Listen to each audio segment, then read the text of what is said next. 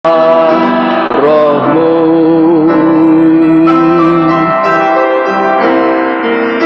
mengalirnya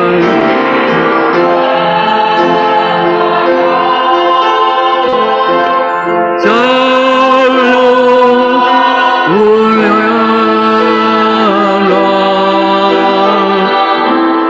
akarama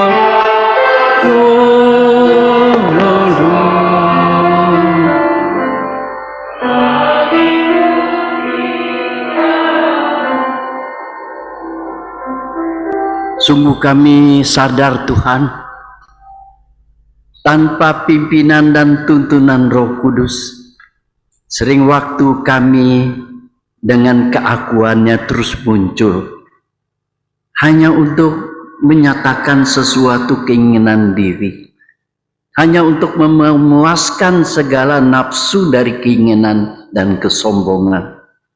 Ajar kami tundukkan diri di hadapan Tuhan, agar kami boleh terus mengikuti tuntunan Roh Kudus, khususnya ketika kami merenungkan dan belajar firman, agar kami tidak lari daripada pesan yang Tuhan mau sampaikan.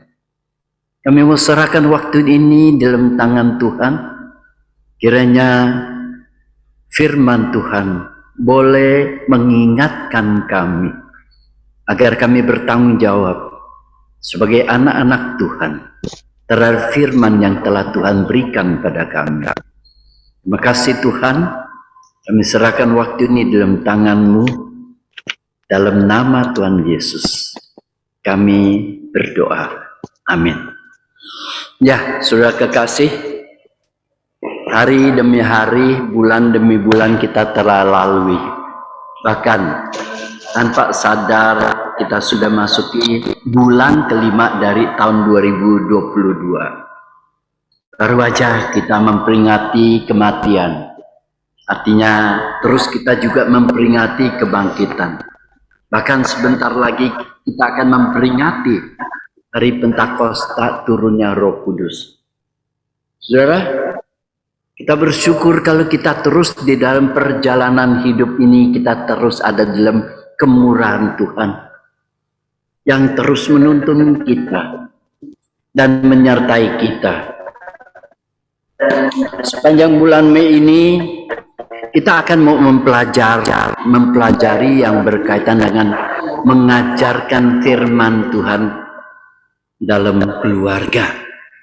Artinya begitu penting firman Tuhan ada di tengah keluarga kita, baik keluarga secara pribadi, saudara dan saya, maupun keluarga besar Tuhan di tengah-tengah gereja di mana kita hidup bersama. Tanpa ada firman Tuhan yang terus menuntun, mungkin keluarga kita akan tidak tahu arah di mana hidup harus mereka jalani. Sebagai anak-anak Tuhan di tengah keluarga, hanya firman Tuhanlah menjadi arahan bagi setiap kita. Demikian juga gereja Tuhan sebagai keluarga besar, hanya firman Tuhan yang benar, yang sungguh bertanggung jawab untuk boleh menuntun jemaat bertumbuh mencapai kepada keteguhan iman. Saudara, mari kita hari ini saya akan mengajak kita membaca satu bagian Alkitab dari 2 Petrus pasal yang pertama, dari ayat yang ke-19 sampai ayat yang ke-21. 2 Petrus pasal yang pertama ayat yang ke-19 sampai ayat yang ke-21. Demikian firman Tuhan.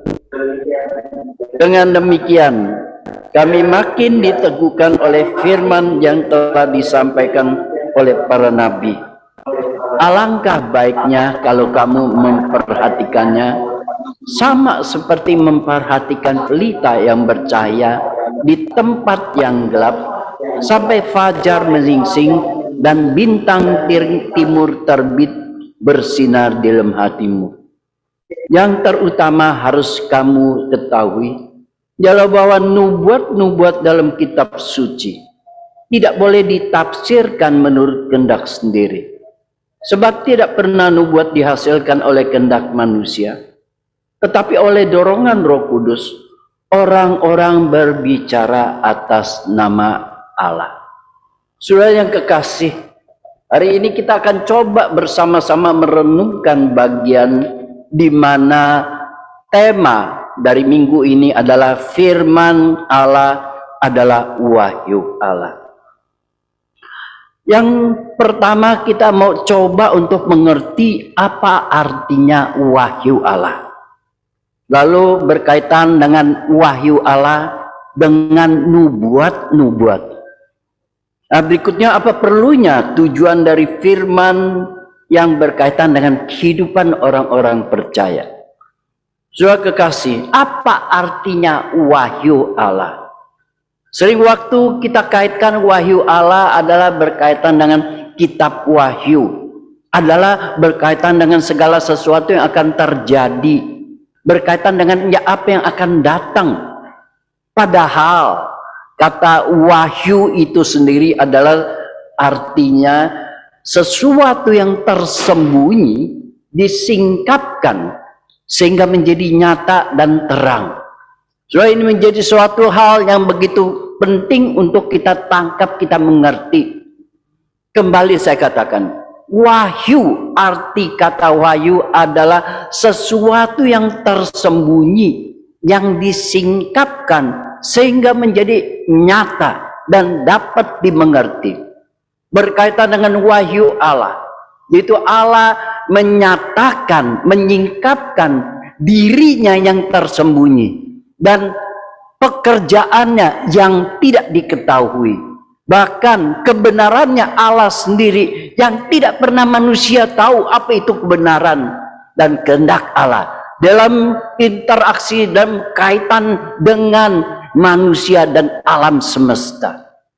Ini adalah sesuatu hal yang penting di dalam kekristenan, khususnya bagi saudara dan saya, bahkan seluruh orang Kristen. Maka di dalam wahyu itulah kita mendapatkan apa yang Allah mau sampaikan pada kita. Sehingga kita boleh katakan kitab suci adalah firman Allah karena merupakan wahyu yang Allah berikan. Dorongan Roh Kudus kepada orang-orang untuk menulis, untuk mencatat, untuk mengajar, untuk diberitakan kepada orang-orang. So ini menjadi hal yang coba kita renungkan lebih dalam dan lebih baik. Dari wahyu Allah ini, maka kita mulai tahu siapakah Allah itu. Terlalu banyak dunia yang tidak mengenal Allah. Ketika manusia jatuh dalam dosa, manusia tersesat, manusia tidak lagi mampu untuk mengenal Allah. Manusia mencari Allah bagi dirinya sendiri. Maka perlu ada wahyu Allah untuk menyatakan siapa Allah sesungguhnya. Untuk manusia bisa mengenal inilah Allah yang sesungguhnya. Maka kita bisa lihat bagaimana berkaitan dengan wahyu Allah, pekerjaan Allah mulai dari penciptaan sampai di seluruh perjalanan sampai yang akan datang rencana Allah yang paling mulia untuk bagi setiap anak-anak Tuhan. Maka kita tahu ada pekerjaan Allah. Kita juga tahu ada di mana berkaitan dengan kehendak Allah. Di dalam interaksi antara Allah dengan manusia. Khususnya dengan orang-orang percaya. Dan kita baru bisa mengenal apa itu kebenaran yang berasal dari Allah. So ini menjadi hal yang perlu kita renungkan. Apa yang di dalam wahyu itu adalah berkaitan dengan apa yang tentang masa lalu, tentang masa sekarang, dan tentang masa yang akan datang. Khususnya bagi manusia dan umat-umat Allah. Maka itu kita bersyukur kalau Allah mau menyatakan dirinya. Melalui firman-Nya, Dia mewahyukan dirinya kepada kita semua. Tanpa ada Allah yang berinisiatif untuk memberikan wahyunya, tidak ada satu orang yang bisa mengenal Allah. Jika tidak ada satu orang yang bisa mengenal Allah, tidak ada satu orang yang bisa menerima keselamatan. Jikalau tidak ada keselamatan, kita tidak tahu makna hidup manusia akan menuju kemana.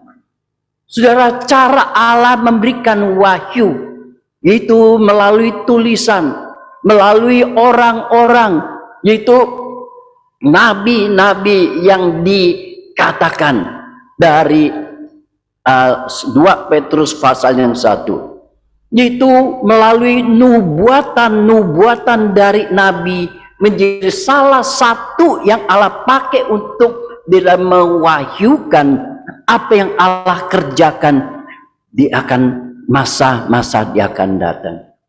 Khususnya nubuat berkaitan dengan apa yang akan terjadi di masa akan datang, khususnya terhadap orang-orang baik yang di dalam Tuhan maupun orang yang tidak di dalam Kristus. Mereka akan tahu bagaimana akan datang, apa yang terjadi, apa yang harus terjadi. Tapi nubuatan yang paling inti adalah berkaitan bahwa Yesus akan datang menjadi manusia sebagai juru selamat dunia. Tidak ada satu wahyu yang lebih besar daripada Kristus yang akan datang menjadi manusia untuk menjadi juru selamat bagi orang berdosa. So, maka ini menjadi hal yang perlu kita perhatikan, yaitu di mana ada kuasa Allah yang bekerja di dalam wahyu, di dalam nubuatan. Maka di sini kita coba melihat salah satu cara Allah mewahyukan kebenarannya, apa yang Allah kerjakan melalui nubuat-nubuat yang disampaikan oleh nabi, oleh orang-orang yang dipilih, oleh orang-orang rasul-rasul yang akan terus menyampaikan berita-berita yang akan Allah kerjakan dan apa yang harus terjadi di hari kemudian. Nah, inilah sesuatu yang kita mengenal nubuat. Sering waktu kita tidak bisa membedakan antara nubuat dengan ramal. Terlalu banyak orang Kristen yang merasa diri mendapatkan sesuatu kemampuan untuk ngeramal. Apakah itu nubuat? Apakah itu ngeramal? Bagaimana kita bisa membedakan antara nubuat dan ramal? Bagaimana nubuat adalah bagaimana kita harus melihat ada suatu cara Allah untuk menyatakan kehendaknya dalam suatu peristiwa yang akan terjadi di kemudian hari. Artinya apa? Allah adalah melalui Allah. Allah nyampaikan melalui Roh Kudus, ditaruhkan dalam hati atau satu penglihatan untuk orang-orang yang menerima visi atau gerakan Roh Kudus.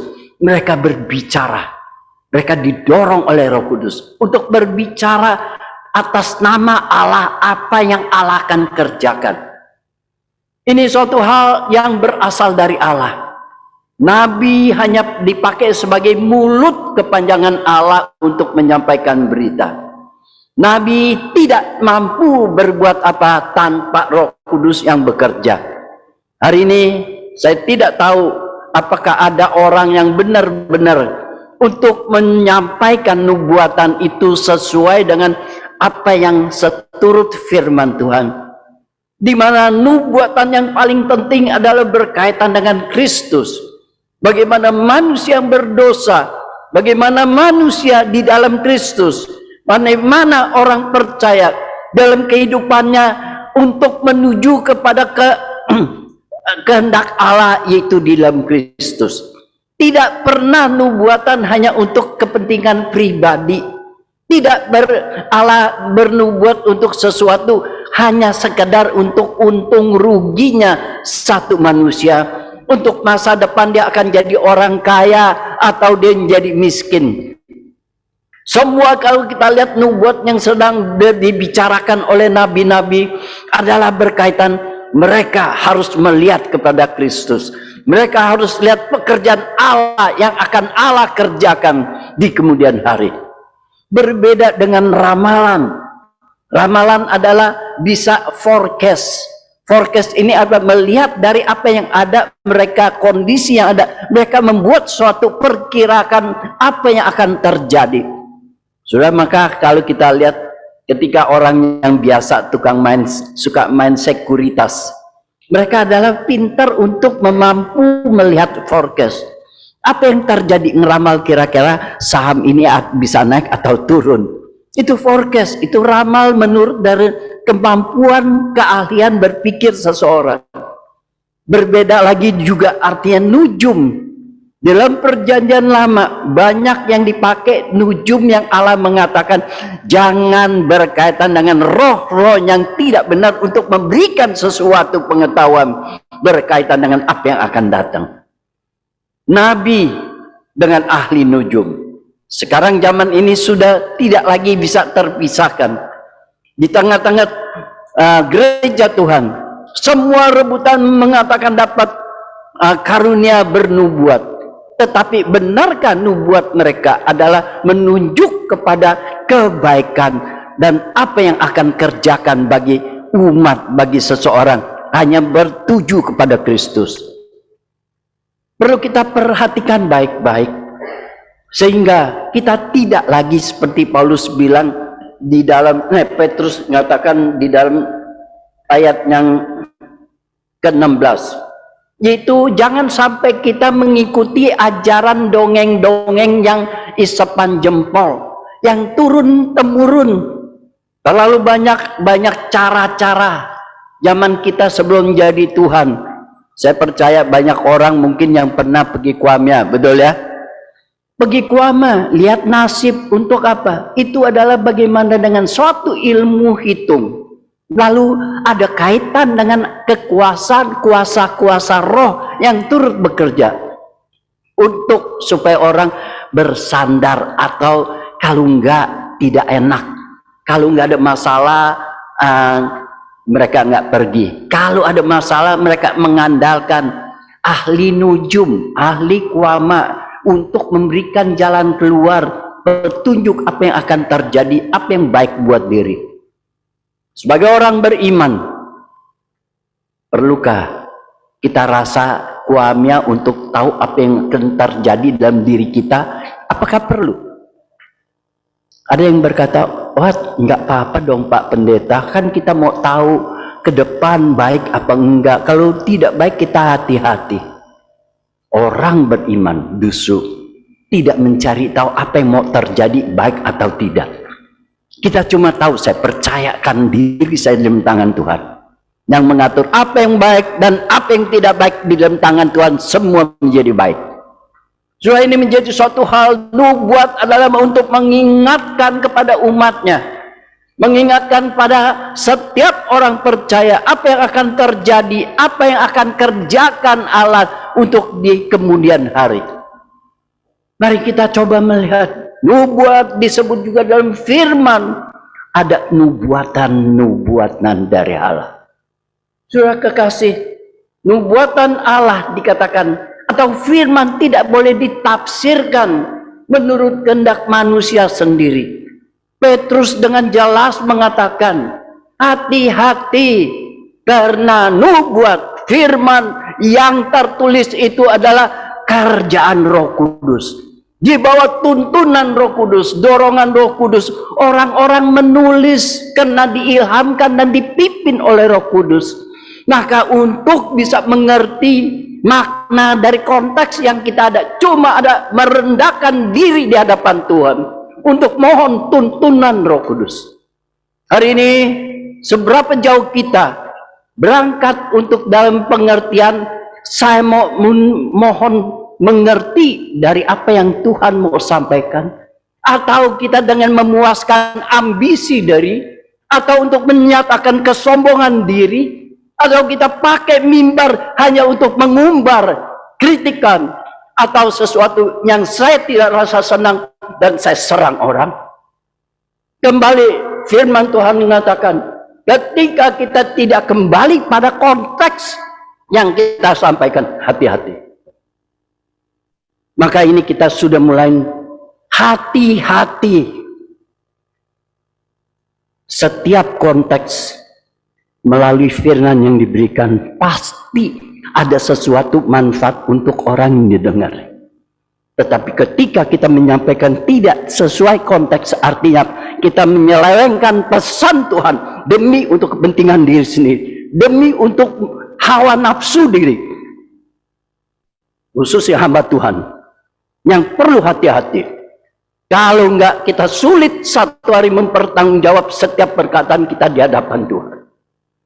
Mari saudara kekasih, bukan saya mengatakan, tetapi firman Tuhan mengatakan, nubuat firman tidak disampaikan dengan ditafsir dengan kehendak sendiri. Karena mereka adalah orang-orang dipakai oleh Allah.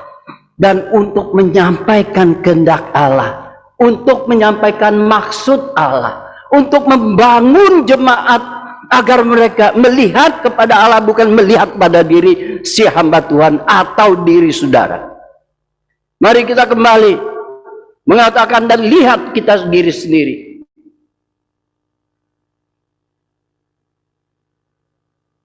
Tidak ditafsirkan menurut maka puncak dari pemberitaan kita, apa yang kita sampaikan? Puncak pemberitaan kita, apakah kita memberikan keteguhan pada orang? Puncak pemberitaan kita, apakah kita untuk membangun iman orang? Puncak pemberitaan kita, apakah kita bisa membawa orang masuk dalam kebenaran untuk mereka mengerti dan terjadi hidup yang berubah sesuai dengan kehendak Allah. Mari saudara kekasih, saya tidak untuk membawa kita jauh untuk mendengar sesuatu yang menyenangkan hati. Saya juga tidak terima kalau hamba Tuhan hanya menyampaikan sesuatu yang tidak bertanggung jawab karena hanya cuma menyenangkan hati jemaat, tetapi tidak menyampaikan pesan yang Tuhan akan mau kita sampaikan sesuai dengan konteks. Maka di dalam PA, jujur, saya selalu mengatakan, Pak, saudara, kita belajar PA, kita belajar mendapatkan pesan Allah melalui konteks ayat dan yang kita pelajari. Saudara bisa gali banyak, tetapi itu cuma sebagai informasi. Tetapi saudara belum tentu mendapatkan pesan Allah. Belakangan ini ada suatu channel link yang nama Biblikos. Mereka adalah orang-orang yang ahli di dalam bahasa Yunani, Ibrani, Latin, dan Mandarin. Mereka menjejerkan melihat kesalahan-kesalahan dari Alkitab. Lembaga Alkitab kalau dikorek minimal ada 5.000 kesalahan. Awalnya saya masih merasakan, saya masih bilang, Raymond ikut coba dengar. Beberapa mulai dengar. Lama-lama saya lihat ini orang pintar, tetapi lagi menggiring dari kata-kata Yunani, kata asli, dan mengkorek, lalu memberikan tafsiran, menggiring orang masuk dalam opini apa yang mereka sedang bangun. Lama-lama saya udah mulai nggak begitu senang. Kalau kalian emang hebat, yang ahli di dalam bahasa, kenapa kalian cuma bisa kritik apa yang sudah diterjemahkan oleh lembaga Alkitab? Kenapa kalian tidak datang ke lembaga Alkitab Indonesia untuk berbicara? Ini menurut kita ada sesuatu kekeliruan. Harus kita baik-baik merendahkan hati untuk sama-sama demi Tuhan. Tapi saya lihat tidak. Mereka hanya untuk menunjukkan bahwa mereka punya suatu Biblikos ini lebih hebat dari yang lain. Dan saya dari pertama saya menghargai, cukup respect, terakhir saya nggak menghargai. Kalau orang tidak mengerti bahasa asli Yunani, Ibrani, apakah orang nggak bakal bisa menemukan kebenaran firman? Karena kebenaran firman bukan hanya digali dari kata-kata, tetapi pekerjaan Roh Kudus yang mewahyukan firman, yang mampu untuk menuntun orang masuk untuk mengenal apa makna yang mau disampaikan oleh firman. Hari ini menjadi suatu hal yang penting untuk saudara kita sekalian. Terlalu banyak channel YouTube yang menyampaikan segala macam, tetapi hati-hati. Mungkin itu tempat supaya apa? Subscribe, supaya apa? Tanpa sadar di situ mendapat duit. Supaya apa? Kejar omset. Hati-hati kita untuk mendengar firman. Hati-hati setiap pemberitaan firman. Motivasimu apa? Apakah hanya untuk subscribe? Atau benar-benar terbeban memang dipanggil oleh Allah untuk menyampaikan sesuatu sesuai dengan pesan Allah? Sudah kekasih, mari kita kembali untuk melihat kembali di sini. Nubuat firman harus ditafsir tidak seturut dengan kehendak manusia. Artinya kita, khususnya saya sadar sebagai anak Tuhan, harus saya rendahkan diri di hadapan Tuhan untuk menanya. Kalau saya tidak mengerti, saya tidak tahu, saya harus katakan, Tuhan, saya tidak mengerti. Tolong memberikan pencerahan. Tolong melalui buku-buku dari orang-orang yang pintar untuk memberikan pencerahan bagi pikiran saya agar saya menangkap. Karena Tuhan bukan hanya memberikan kebenaran pengertian kepada satu orang, tetapi melalui orang-orang yang Roh Kudus pimpin, bisa memberikan sumber pencerahan bagi setiap kita yang mau belajar. Mari, kita tidak perlu kecil hati kalau kita tidak bisa bahasa asli. Tetapi juga jangan terlalu sombong kalau sudah merasa sudah bisa mengerti semua. Kenapa?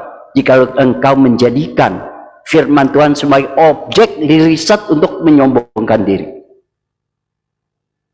Kita datang dengan kerendahan hati mengatakan, Tuhan, saya sungguh begitu dalam, begitu luas, begitu misteri dari diri Tuhan dan pekerjaannya. Khususnya firman Tuhan yang sering waktu, yang tidak bisa kita ngalami secara pribadi, masuk di pengalaman itu. Tuhan, tolong untuk kita. Tolong mampukan saya mengerti, sehingga saya tidak salah untuk menyampaikan berita. Sehingga saya tidak pakai pemberitaan ini hanya untuk demi kepuasan diri, tetapi saya merugikan kebenaran Tuhan.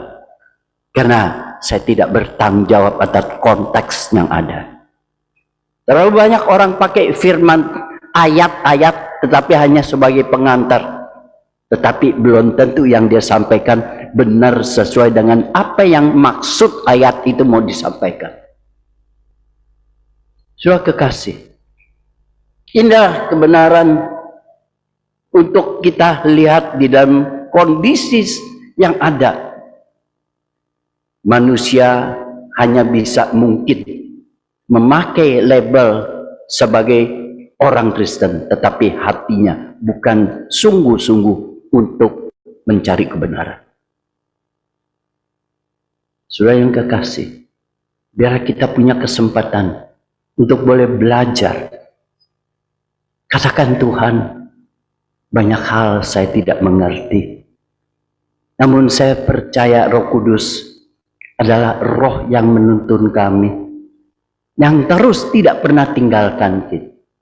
Belajar adalah bagian tanggung jawab kita, tetapi pencerahan adalah Tuhan yang memberikan karena kemurahannya Dia. Poin berikutnya adalah apa? Tujuan wahyu Allah dalam firman Tuhan.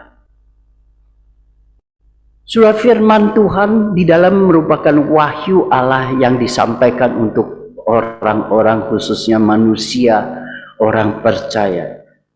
Ada tujuan ketika Petrus menulis surat ini kepada jemaat.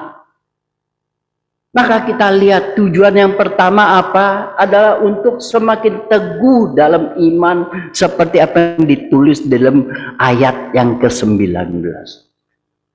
Begitu penting kita mendapatkan wahyu. Kita penting melihat firman. Saudara, ketika wahyu apa yang akan terjadi dan semua terjadi dan satu-satu terjadi. Saudara, iman kita semakin diteguhkan. Artinya, Tuhan berfirman tidak pernah ingkari firman-Nya. Tuhan berfirman tidak satu firman-Nya yang gagal. Tuhan yang berfirman ini adalah mewujudkan firman-Nya demi kebaikan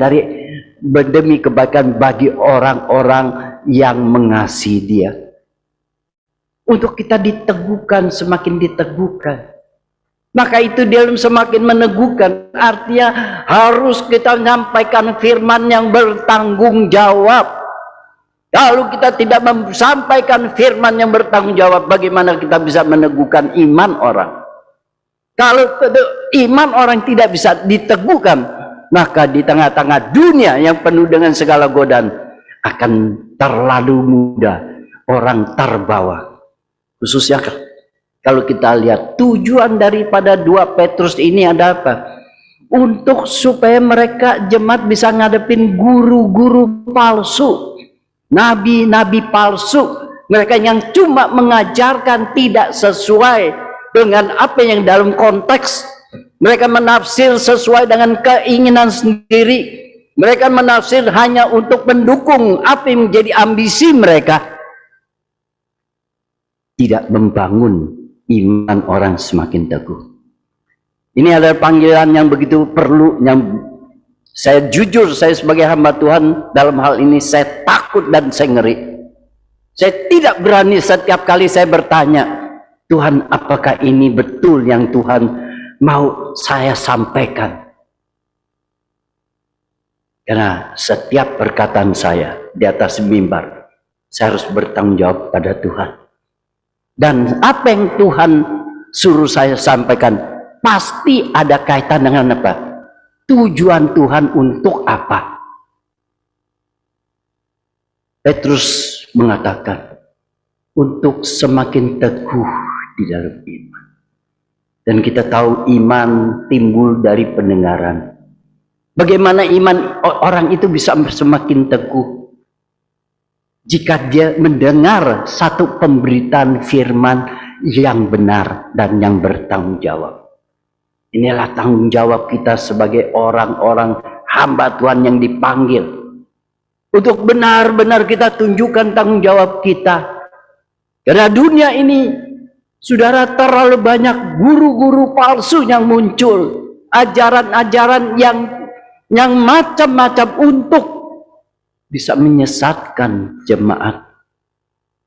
Mari saudara, sebagai jemaat, carilah guru yang benar. Dengarlah sesuatu apa yang benar. Untuk menjadi di mana saya boleh belajar, saya terarah, saya boleh terbangun dan diteguhkan iman saya ketika kita menjalani hidup ini penuh dengan godaan, penuh dengan tantangan.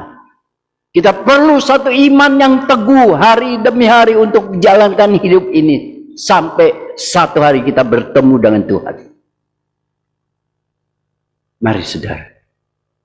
Lalu kedua, Petrus mengatakan apa? Supaya mereka semakin bertumbuh di dalam kebenaran. Ya, ini itu dikatakan di dalam ayat yang ke-12.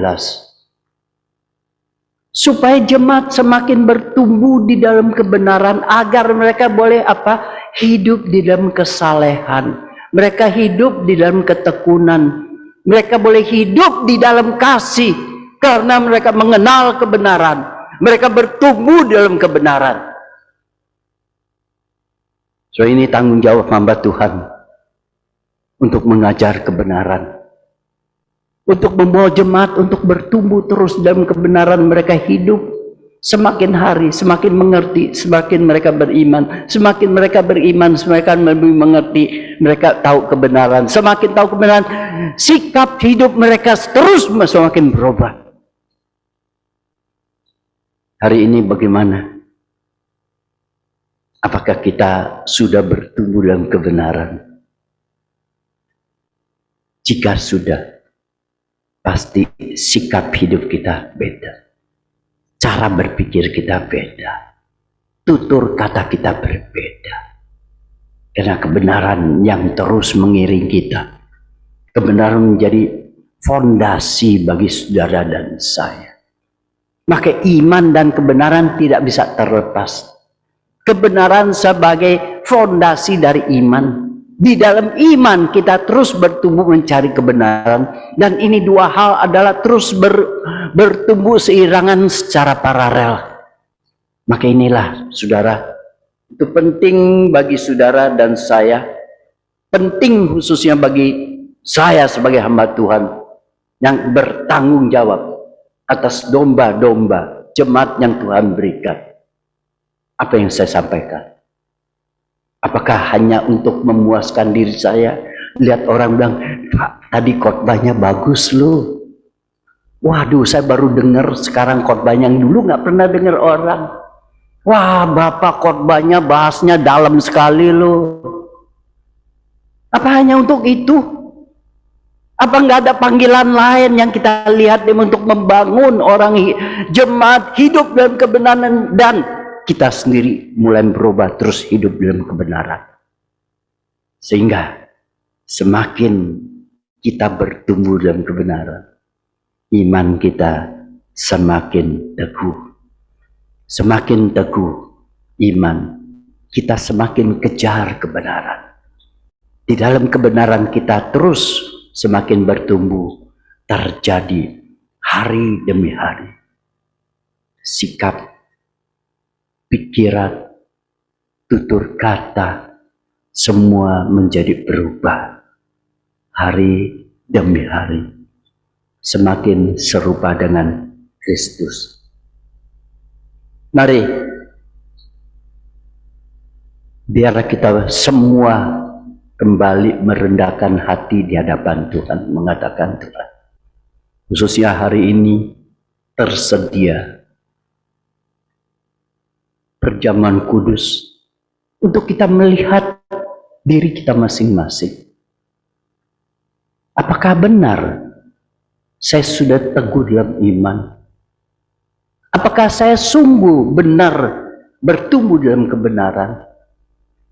Apakah saya hanya mencari firman yang hanya untuk menyenangkan saya, tetapi sedikit pun tidak ada membuat saya boleh bertumbuh, hanya menyenangkan hati saya?